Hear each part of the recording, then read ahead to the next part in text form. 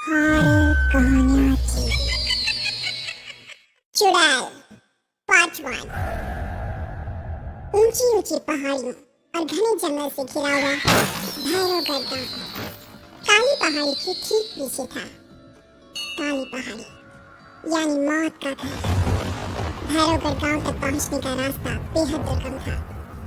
लगभग 24 घंटे घने तूफान और तेज हवाओं की वजह से वहाँ के वीरानी माहौल की कहानियां लोगों के दिलों को दहला देती थी। ऐसे बहुत कम लोग थे जो भैरवगढ़ गांव तक जाने की हिम्मत करते थे। लोगों का कहना था कि इस गांव के आसपास बुरी आत्माओं का साया मंडराता है। गांव के रहने वाले लोगों ने वैसे तो अपनी आंखों से किसी बुरी आत्मा या साये को नहीं देखा था, लेकिन गांव का बच्चा बच्चा इस बात को महसूस कर सकता था कि गांव के ऊपर कोई तो खौफनाक साया मंडरा रहा है।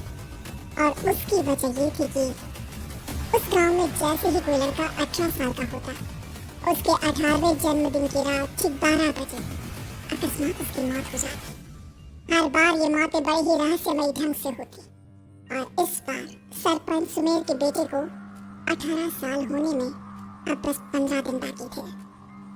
अजी सुनते ही हमारा बेटा भी कुछ दिन बाद 18 साल का हो जाएगा। कहीं वो डायन उसे दिखा गई तो। कैसी बातें कर रही हो? जब वो इस गांव में ही नहीं है तो कोई भी डायन या बुरा साया उसका कैसे कुछ बिगाड़ सकता है? उसे कुछ नहीं होगा।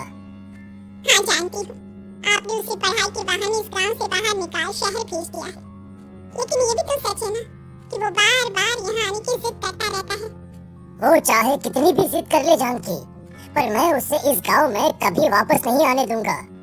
मैं नहीं चाहता कि गांव के दूसरे लड़कों की तरह मेरे बेटे की भी अजीबोगरीब ढंग से मौत हो जाए। कभी कभी तो लगता है कि हम सब गांव वालों को हिम्मत करके अपने गांव को इस बुरी आत्मा से छुड़वा लेना चाहिए।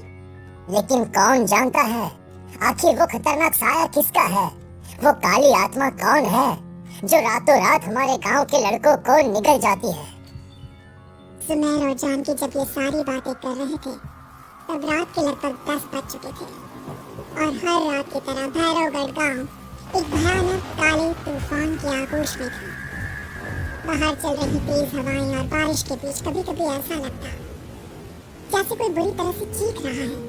किसी के तड़पने और चीखने की आवाजें गांव के कानों में बार बार टकराती, पर वहां रहने वाले किसी भी औरत या आदमी के अंदर इतना साहस नहीं था कि वो अपने घर से बाहर कदम रख के उन आवाजों तक पहुंच सके। सो जाओ जानकी और घर के खिड़की दरवाजे कसकर बंद कर दो। अब जानकी सब खिड़कियां ठीक से बंद करने ही लगती है कि तभी उसे अपने घर के दरवाजे पर जोर जोर से खटखटाने की आवाजें सुनाई देती है। इन आवाजों को सुनकर जानकी और सुमेर के चेहरे डर से पीले और हाथ पैर ठंडे पड़ जाते हैं। जानकी, जानकी, इतनी रात कौन होगा? पता नहीं, ऐसा लग रहा है कोई बुरी तरह से दरवाजा खटखटा रहा है।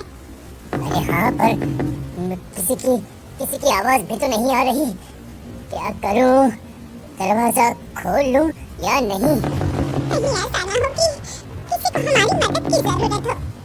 लड़खड़ाते कदमों से सुमेर दरवाजे के करीब जाता है और अपने कान को दरवाजे पर रख धीरे से आवाज देते हुए पूछता है, कौन कौन है? कौन है वहाँ? तभी एक बेहद डराने वाली आवाज उसके कानों से टकराती है, दरवाजा खोलो, दरवाजा खोलो, वरना आज की रात इस गांव में कोई जिंदा नहीं बचेगा।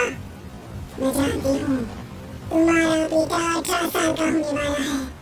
अगर उसकी जान की जरा भी परवाह है तो दरवाजा खोल दो। इस आवाज को सुनते ही सुमेर घबरा कर पीछे हट जाता है और जानकी को पूरी बात बताता है। कहीं वो डायन हमारे घर तक तो नहीं पहुंच गई। अब हम क्या करेंगे? मुझे दरवाजा खोलना ही होगा जानकी। मेरे पास अब कोई रास्ता नहीं है। इतना कहकर सुमेर डर से अपनी दोनों आंखें कसकर बंद करता है और कांपते हाथों के साथ झटके से दरवाजा खोल देता है। तभी किसी के जोर से हंसने की आवाज सुमेर और जानकी को सुनाई देती है। इस आवाज को सुन दोनों दरवाजे की तरफ देखते हैं और सामने अपने बेटे राहुल को खड़ा देख दंग रह जाते हैं। राहुल के हाथ में उसका मोबाइल होता है जिसमें से वो आवाज बज रही थी। ये क्या मजाक है? तुझे मना किया था ना गांव में आने को, समझ में नहीं आता क्या? 18 साल का होने वाला है तू। लोग भी पता नहीं किन अंधविश्वास भरी बातों पर भरोसा करते हैं। क्या क्या मैं अपने घर नहीं आ सकता? आप लोगों से नहीं मिल सकता? देख बेटा, हमने तुझे किसी वजह से ही इस गांव से दूर रखा था और यहाँ आकर तूने अच्छा नहीं किया। चल चल चल, मैं तुझे अभी के अभी वापस शहर छोड़कर आता हूँ। ओफो पापा, आप बेकार की बातों से परेशान हो रहे हैं। बाहर इतना तेज अंधर तूफान चल रहा है, कहीं जाने की जरूरत नहीं है। मैं बस आप लोगों से मिलने आया हूँ, कुछ दिन रहकर चला जाऊंगा। दिमाग खराब हो गया है इस लड़के का। नहीं जानता कि इस गांव में ये सुरक्षित नहीं है। किसने कहा था तुझे यहाँ आने को? ये आवाजें सुन, बाहर से जो आवाजें आ रही है तुझे सुनाई नहीं देती क्या? अरे माँ, जब जोर से तूफान चलता है, तेज हवाएं चलती हैं, तो इसी तरह की आवाजें आती हैं। ये बहुत नॉर्मल है माँ।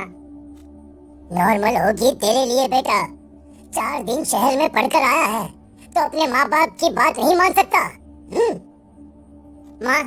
माँ मुझे भी बहुत जोरों से भूख लगी है, पहले कुछ खिला दो, और रात भी बहुत हो गई है। हम इस बारे में कल बात करते हैं, ठीक है? राहुल के वापस आ जाने से जॉन की और सुमेर की आंखों की नींद उड़ गई थी। खाना खाने के बाद राहुल तो अपने बिस्तर पर जाकर सो गया, लेकिन जॉन की और सुमेर पूरी रात उसके कमरे के बाहर पहरेदारी करते रहे। उन्हें पल पल इसी बात का डर था कि कहीं उनके बेटे को कुछ हो ना जाए। रात बीतती है, सुबह का सूरज निकलता है। अब जैसे ही वो राहुल को नींद से जागते देखते हैं तो उन दोनों के दिल को सुकून मिलता है। अरे माँ, पापा, आप अभी तक यहीं बैठे हैं? क्या पूरी रात सोए नहीं? जिनकी जवान बेटी की जान को खतरा हो और माँ बाप को नींद नहीं आती बेटा अब तो वापस शहर चला जा। देखो माँ, मैं किसी जरूरी काम से इस गांव में आया हूँ, और वो काम पूरा होने के बाद मैं खुद यहाँ से चला जाऊंगा। काम? गांव में तेरा क्या काम है? पापा, मैं बचपन से ही इस गांव के बारे में बेहद डरावने किस्से सुनते आया हूँ, इसीलिए अब मैं उन्हीं किस्सों के ऊपर डॉक्यूमेंट्री फिल्म बनाऊंगा। रिसर्च करना चाहता हूँ कि आखिर सच्चाई है क्या। हे भगवान, लो जी सुनिए और भेजो इसे पढ़ने के लिए शहर।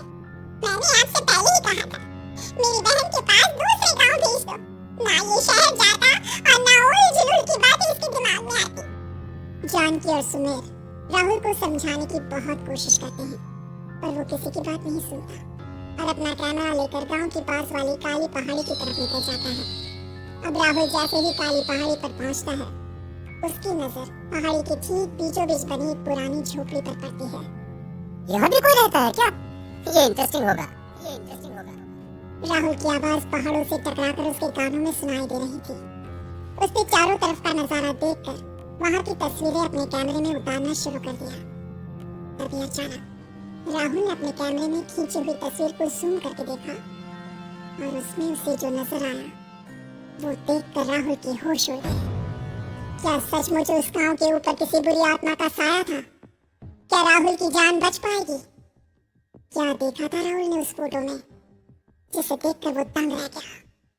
इन सवालों के जवाब जानने के लिए देखिए इस कहानी का अगला भाग।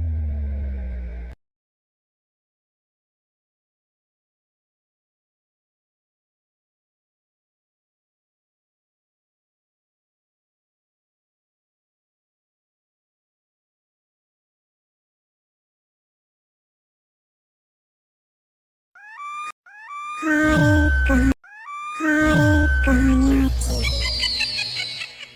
चुड़ैल पार्ट 1। ऊंची ऊंची पहाड़ियों और घने जंगल से घिरा हुआ भैरवगढ़ गांव काली पहाड़ी के ठीक पीछे था। काली पहाड़ी यानी मौत का घर। भैरवगढ़ गांव तक पहुंचने का रास्ता बेहद दुर्गम था। लगभग 24 घंटे घने तूफान और तेज हवाओं की वजह से वहाँ के वीरानी माहौल की कहानियां लोगों के दिलों को दहला देती थी। ऐसे बहुत कम लोग थे जो भैरवगढ़ गांव तक जाने की हिम्मत करते थे। लोगों का कहना था कि इस गांव के आसपास बुरी आत्माओं का साया मंडराता है। गांव के रहने वाले लोगों ने वैसे तो अपनी आंखों से किसी बुरी आत्मा या साए को नहीं देखा था, लेकिन गांव का बच्चा